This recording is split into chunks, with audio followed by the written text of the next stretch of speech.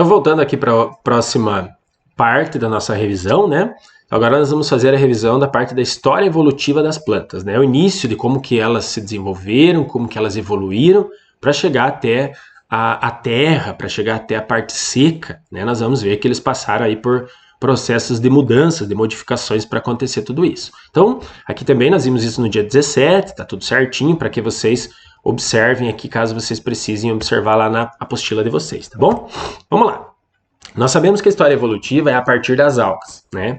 Então acredita-se que as algas foram os ancestrais das plantas que nós temos hoje, né? Então as algas aquáticas, né, de ambiente marinho ou dulcícola, ou poças d'água, rios, córregos e tudo mais, né?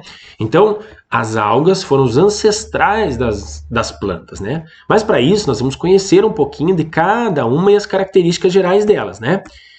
Antes, no início de tudo, pessoal, nós considerávamos as algas como no mesmo grupo das plantas. Hoje não. Só para vocês saberem, algas são ou estão no reino protista. Então, o reino protista, lá junto com os protozoários, nós encontramos as algas, como nós já falamos.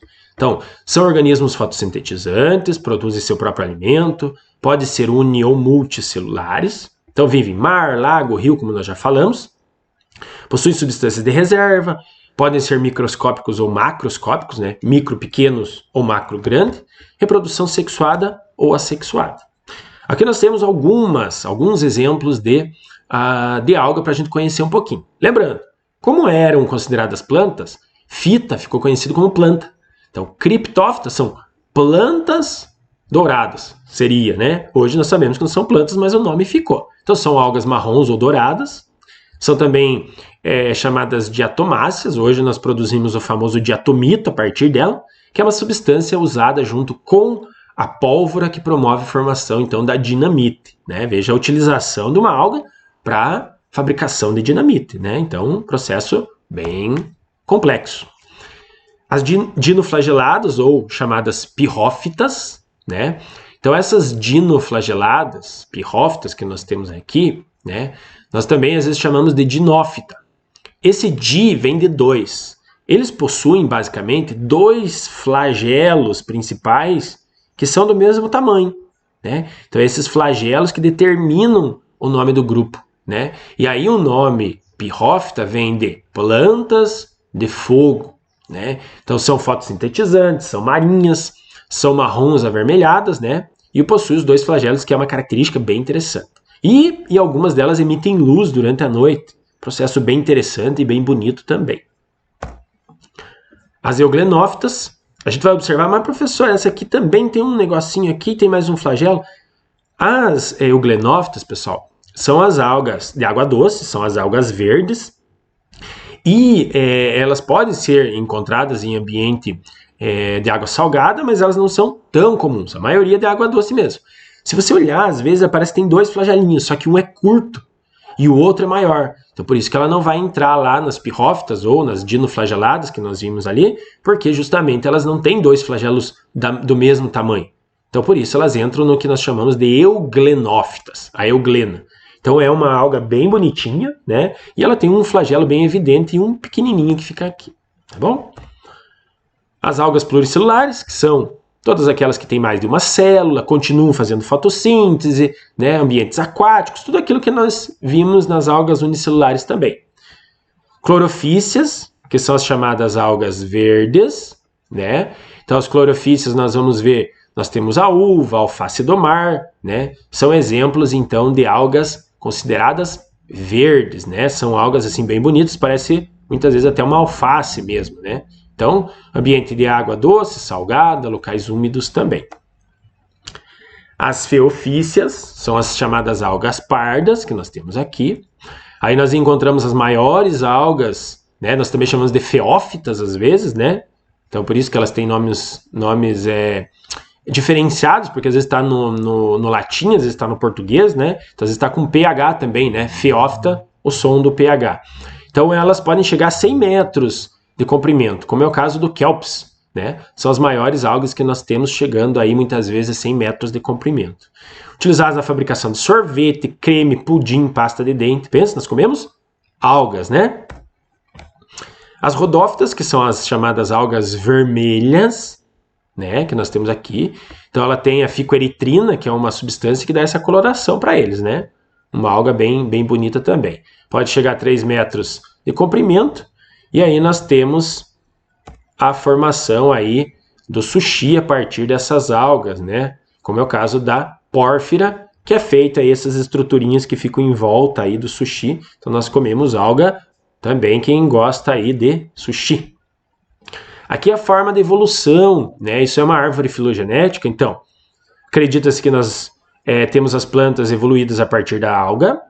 Depois surgiram as briófitas, bem simples, precisam ainda da água para reprodução, para o desenvolvimento. As pteridófitas também ainda precisam da água para reprodução, mas já aparece uma estrutura de vasos condutores, já tem estruturas de fixação do vegetal, raiz, caule, folhas, coisa que aqui a gente não tem. Então, se a gente pegasse essa árvore filogenética, a gente teria aqui aquático, a partir daqui todos terrestres, né? Aí a partir daqui, formação de raiz, caule, folha. A partir daqui nós já vamos ver o surgimento da semente, por exemplo, nos pinheiros. E aqui o surgimento da flor e do fruto. Mas isso na sequência a gente vai falar. Então é angiosper, mas, né? Cortou aqui um pedacinho. Certo? Vamos falar agora do primeiro grupo que nós temos das plantas, que são as briófitas, né? Nós vamos falar um pouquinho delas, né? Os musgos, as hepáticas, né? Vários exemplos que nós temos aqui. Então a gente vai observar que elas têm pequeno porte, vivem em lugar sombreado, vivem em lugar úmido, né? Então aqui as características principais deles, né? Então a gente vai observar que a principal característica que define as briófitas em si é o tamanho, pequeno, e a ausência de estruturas, como raiz, caule e folha. Não tem. O que eles têm? Rizoide, cauloide e filoide. Guarde esses nomes. São as únicas que têm isso. Rizoide, cauloide e filoide. Tem vasos condutores, professor? Não. Então nós falamos que elas são avasculares. Não possuem vasos condutores. Por isso o tamanho delas é pequeno. Então se cai na prova lá, por que as briófitas são pequenas? Porque não tem vasos condutores. Avascular, não vascular sistema. Não tem sistema vascular. Não transporta a seiva de uma forma mais rápida, certo? Então, briófitas, pequeno porte, possuem rizoide, cauloide e filoide e são avasculares. Forma que nós temos aqui do musgo, né? Então nós temos a parte do gametófito, que produz gameta. Está aqui o filoide, o cauloide, o rizoide. E o esporófito, que só é produzido pela fêmea, né? Forma a haste, a cápsula e os esporos que vão sair dessa cápsula aqui, né? Isso dá para a gente observar no ciclo de vida. Então aqui, ó, fêmea, feminino, masculino. Então anterozoide, o gameta masculino sai, fecunda a parte feminina e é em cima da parte feminina que vai crescer então a cápsula que vai produzir os esporos que vão originar novas plantinhas, né? Então lembrando que o ciclo do musgo, né, das briófitas em geral, é dessa forma. Tem uma fase assexuada, que é a troca dos gametas, e a outra fase assexuada, que é o esporo caindo no solo e formando novos musgos aí. Tá bom? Acho que é bem simples, bem tranquilo aí também. Pteridófitas, que nós vimos então no último dia 24, né? Que a gente teve essa confusãozinha, que eu pedi desculpa para vocês, né? Eu tinha colocado erroneamente as briófitas na data da sexta-feira, né? Então por isso a gente corrigiu, confirmou lá para vocês que era esse conteúdo, né? Pteridófitas e as atividades também, né? Ainda pedindo desculpa de novo aí. As pteridófitas, pessoal, são as samambaias, o samambaia-sus, né? Nós vamos ver as avencas também, xaxim. Todas elas, pessoal, já conseguem ter uma estrutura maior. Justamente porque aqui já vai começar a aparecer os vasos condutores. Já tem raiz, já tem caule, já tem folha. Então isso é importantíssimo para o crescimento de uma planta, né? Nós vamos ver que a forma reprodutiva deles é através de estruturas que nós chamamos de soros. Como nós vemos, por exemplo, na samambaia, esses pontinhos pretos, às vezes amarelos, às vezes vermelhos, né? Então essas são estruturas que nós temos para a reprodução das samambaias, como de todas as pteridófitas. Então nós chamamos isso de soros. Então soros são as estruturas reprodutivas, certo? então são vasculares, por isso que eu coloquei em vermelho. Já tem raiz, caule e folhas, isso também é importantíssimo para conseguir distinguir uma da outra. Ciclo de vida é muito parecido com o que nós vimos na briófita. Só que não existe macho e fêmea separados, eles são no mesmo indivíduo, que nós chamamos de protalo. Então tem a parte feminina, parte masculina. Acontece igual.